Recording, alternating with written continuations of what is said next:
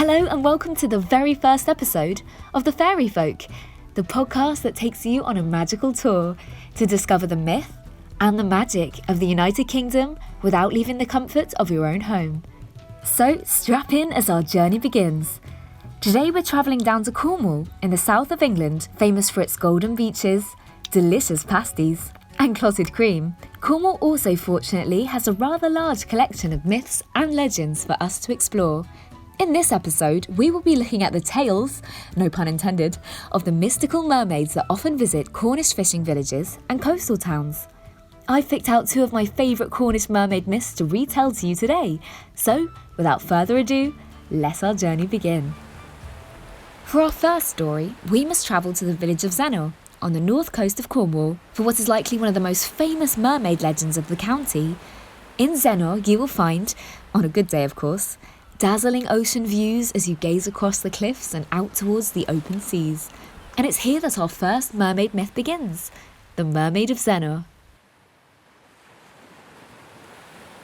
A long time ago, a beautiful stranger paid a visit to a church in the village of Zennor. She appeared at the church on a whim, enchanting the villagers with her melodic voice and enchanting good looks. No one truly knew where this woman had come from, but no one dared to ask. The beautiful woman started to visit the church regularly and became known by the congregation. The local men certainly enjoyed her presence, and one man in particular was especially charmed, Matthew Trella, the best singer and the most handsome man in the village. He seemed the perfect fit for the enchanting young woman, and so he took it upon himself to find out more aboutZennor's mysterious visitor. One evening after church, he followed the woman as she made her way towards the cliffs, and soon after they both disappeared off into the distance. After that fateful evening, neither singer was seen again. Presuming Matthew to have been lost to the sea, life in the village continued, and over time the story began to fade. That was until the villagers got wind of a story from a ship's captain who, having anchored his ship a mile away from nearby Pendor Cave, he had come face to face with a beautiful mermaid. She desperately pleaded with him to move his anchor, which had blocked the entrance to her home. He obliged, and she thanked him for allowing her to be reunited with her husband and daughter. Upon hearing the story, and the man's description of the mermaid, the villagers concluded that this mermaid was likely the mysterious woman who had visited their church all those years ago.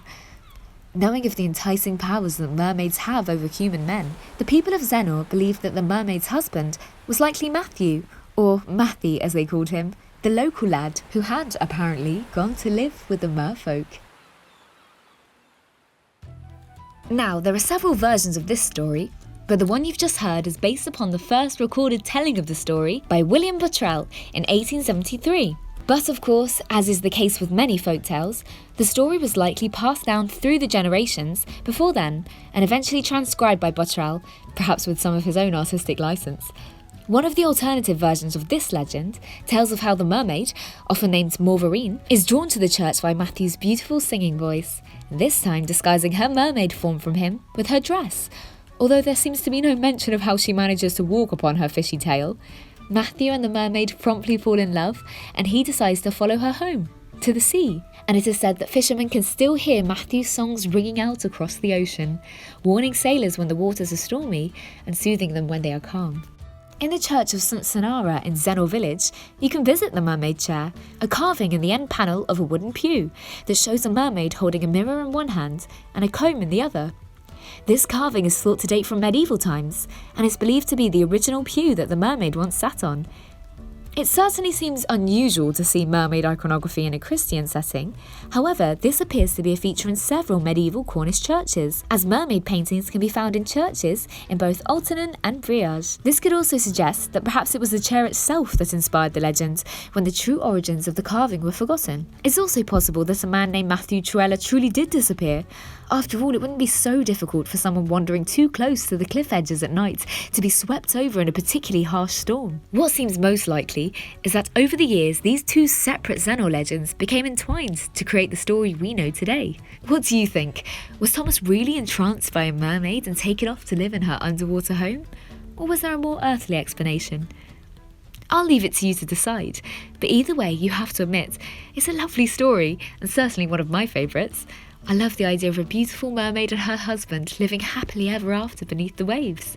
And if you would like to experience a piece of this story firsthand, you can visit St Cenara's Church in Zennor and see the so-called Mermaid Chair, where Maureen the mermaid was supposed to have sat and sung with the choir. Now, as Cornwall is a county known for its beautiful beaches, coastal walks and fishing towns, it's no wonder that so many of its folklore tales focus on the sea and the creatures that live within it. So it's time for us to travel once more as we go from one mermaid story to another, this time in Padstow, a town and fishing port on the north coast of Cornwall.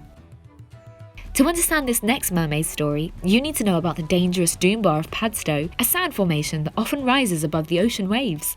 In the past, the Doombar made it very difficult for ships to reach Padstow harbour, as they had to navigate between the Doombar and some large and dangerous rocks, and sadly, not all voyages were successful.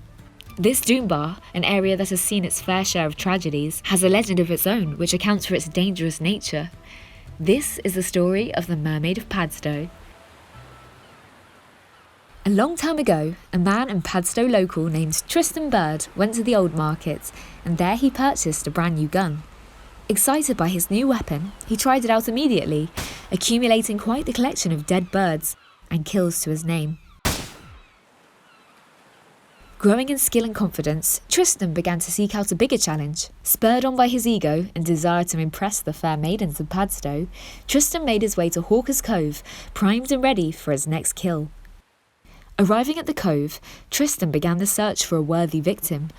But what he found there, sat by a pool, enchanted him so entirely that he quite forgot about his hunt.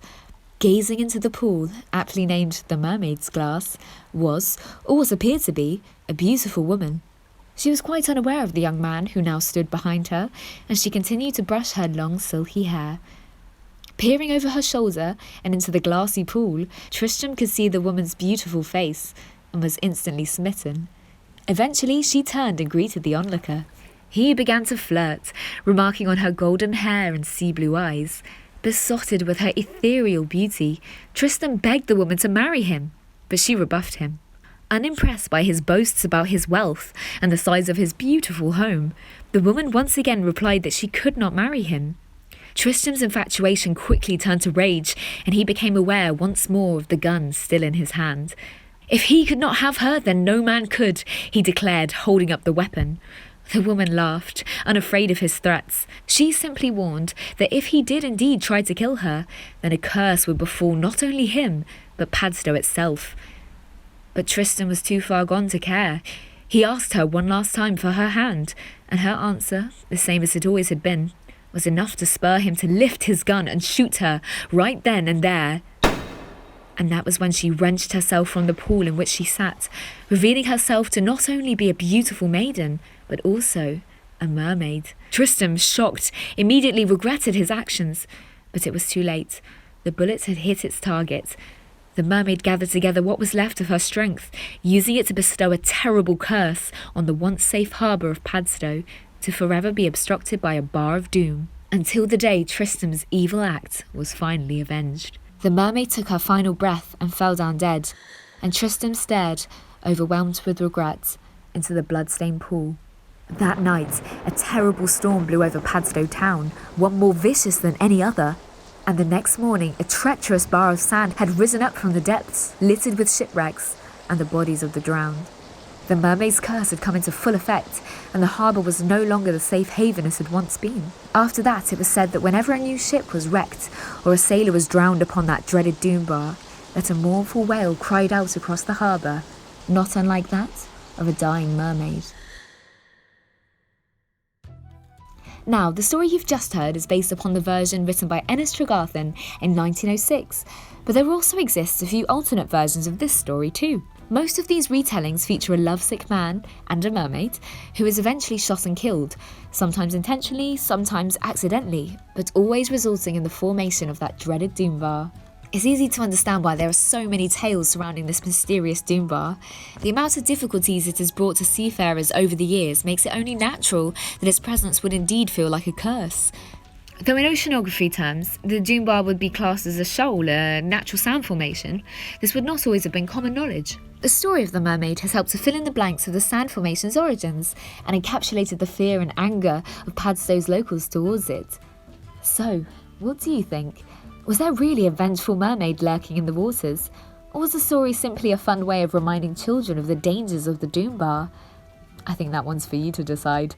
And of course, you can visit Padstow and the dune bar itself in the Camel Estuary, Cornwall, and make up your own mind about its origins, and perhaps try a pint of dune bar beer whilst you're there. If you do visit any of the magical places featured in this podcast, we would love you to share your photos with us over on Twitter and Instagram at @thefaerie_folk. And that's Faerie spelled Faerie. Now, it's just about time for us to leave Cornwall for today, but don't worry, we'll be back soon for a new adventure to Wales, uncovering the legend of 2 warring dragons and a very devilish bridge. Thank you so much for listening to this very first episode, and I'll see you next time. Goodbye!